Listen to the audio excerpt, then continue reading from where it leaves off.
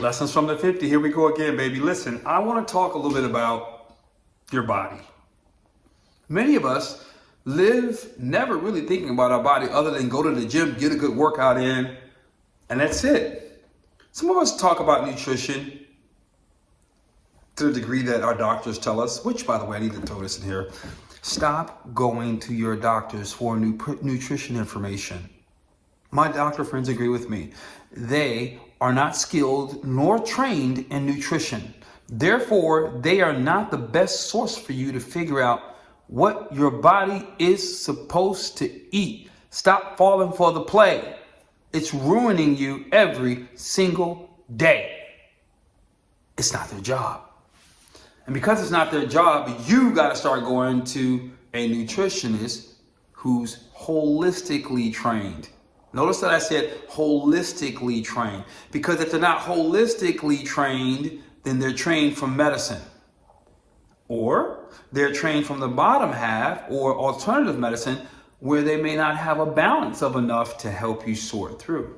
So holistically trained is probably going to be your best avenue, but make sure they practice alternative. That's how you know they take it in for real. Oh, and one last note, be leery of those who are always recommending, shall we say, vitamins, shall we say, things that are supplements. Let me tell you why. Because you can get it in your freaking food, so why buy it in a supplement? Just learn to eat right. But that's a different conversation for a whole other day. Right now we're talking about the body in different capacity. I want to talk about your stanky feet. So as I was running and training for marathons, here's what I learned. Many people stop running marathons. Why? Because their knees hurt. Well, guess what? If my knees hurt, I should stop running too. And during marathon training, I learned that one of the reasons why your knees hurt is your shoes get old. You need to change your shoes around every 3 months. Now that's like $89 to $130 every 3 months just on sneakers. Does that make sense to you? No, of course not. But people do that because, hey, trust me, when they wear down, the first thing you need relief. It is natural to want relief. I don't blame you. And I was doing the whole relief game. I was buying them sneakers up. Nike Pegasus was one of them. Not Pegasus. That's not, see, y'all, I might have to delete this, because if you know what a Pegasus was and I said I was running, I didn't mean that at all. Okay, anyway, they had shoes that literally you have to buy them every 3 months or so because your shoes are breaking down. In fact, many Nike shoes didn't even pass the unquote long distance marathon runners list. Although I did have a pair of Nikes that worked out okay. Long story short, I like that phrase today. I don't know why. Shortening the story that was long, it's imperative that you learn about your feet. Because what they don't tell you is that Nike Pegasus was one of the first running shoes. And that prior to that, injuries were minimal. At the onset, I believe it was the Nike Cortez, actually one of the first shoes, not the Pegasus, the Cortez. In the early 70s, all of a sudden there was a spike in running injuries. I wonder why. But you need a pair of shoes to be running in, is what everyone tells you. Why? I wonder why. Because we don't think. Do you think your ancestors walked around with fresh Jordans on? Probably not. But they also didn't have the same injuries that you have with your legs either. Now, I don't own a pair of Jordans. I've never owned a pair of Jordans. One day I think I might buy a pair of Jordans just to see how they feel, for the fun of it, when I have throwaway money to buy a pair of Jordans. But I also, while running, experienced those same nagging knee injuries. And so I would replace my shoes on a regular basis because I hated it. It hurt so much. But many of you know this whole conversation here is about my 50-mile race. And in my 50-mile race, my 50-mile marathon, ultra marathon, is where I learned about the Tarahumara Indians. Actually, I learned about the Tarahumara Indians from Mexico a year prior. I had been reading them. I was fascinated with them. Let me tell you a little bit about them. Just a little bit. They play, number one, they walk around barefoot, just to be clear, in the mountains. Their feet have become strong. And they play this game where they wear these shoes with like a tire sole almost on the bottom of it. It's not a full shoe, it's actually a sandal that they strap on and wrap around their legs and around their ankles. And they play the soccer game with their feet, and the course is like 20 miles wide.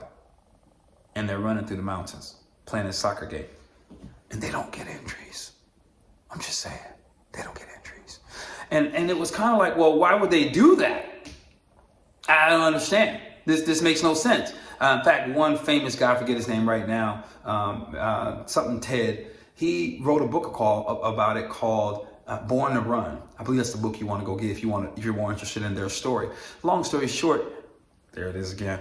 They trained their bodies to get strong, and because they weren't wearing shoes, their foot touched the pavement, touched the dirt, touched the rock, and it taught their ankle and body to move and their toes to spread so they would cover more surface of the ground. Oh, and by the way, shoes make you land on your heel, which means every time you land on your heel, you pull the knee joints. Literally, you pull that knee joint, which is what's causing the knees to go bad, and you break your stride every step you run when you run heel toe.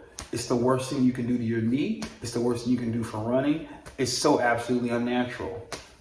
And so like the Tarahumara Indians, where they don't wear shoes, they run on their forefoot. Yeah, they run on their forefoot like a deer does. Your shins and your calves were designed to be your human shock absorbers, not your kneecaps. And most people, probably 85, 90% of the people running marathons are running them wrong. And that's why they have injuries, because they're going out buying these shoes given to them from the marketing game, which is a trap. It's a trap to get them engaged in buying their product and having the latest trends. I already told you, if you're going to run marathons, you got to buy shoes every 3 to 4 months. That's just revenue for them. Hello? You guys probably don't remember when the barefoot shoes came out with the toe dividers and how they were super popular, and then all of a sudden out of nowhere they got sued. Why would they get sued? They got sued because they started interfering with the mainstream revenue. And they went away. These barefoot shoes are bad for you. Don't wear them. They're the worst thing ever. But when was the last time you saw a child in the playground with no shoes on twist their ankle? You don't. Oh, it's happened, but it's rare. You want to know why? Because just like the Tarahumara Indians, they're touching the ground with their forefoot and their midfoot to forefoot, and they're pouncing forward. Take off your shoes, go run in the grass. You're going to naturally do the same thing too. So I took on this technique, and what I discovered was, wait a minute, first of all, you're not going to just pull one over on me. I'm going to keep these same Pegasus or whatever model I had, and although I can't run heel toe on them anymore because they burned out, there's still a lot of forefoot cushion here.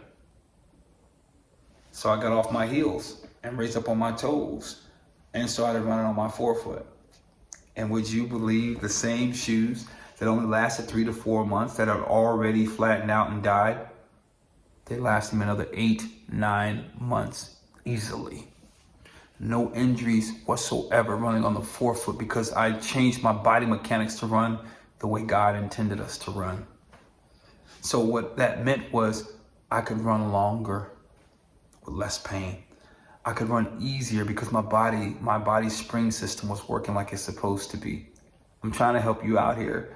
These are things that are available to you that can transform not only your running, but your life. Because maybe running is the key that's going to help you get your heart rate up. I'm just saying. These are the things that are available to you. So you stop checking out. You alleviate excuses. And you begin to tap into what's possible through your body. That led to learning about other training and alternative training. There's so much available. I just want to share this stuff with you. A little bit of the lessons from the 50. Listen, before I get out of here and wish you peace, go ahead and join my free VIP group. Come get this information. We're growing it. We're expanding it. Hopefully by the year, we'll be at 1,000, 2,000 people. I don't know where we're going to be. But if you share it with like-minded people, people who think differently, people who, let me slow down. People who desire to actually think versus argue about stuff that's already debatable and unprovable. That's another topic for another day. Come hang out there. In the meantime, subscribe to the channel. Comment below. I'd love to get your feedback. Have you tried barefoot running? I loved it. What is it like for you? Oh, by the way, it takes a little bit of time to get started, a couple of weeks to train yourself. But there's so many more stories I could tell you about it, how it's rejuvenating and healing, and how track teams do it and professional athletes. I just want to encourage you to have the best version of your life possible. Comment, like, subscribe. Talk to you.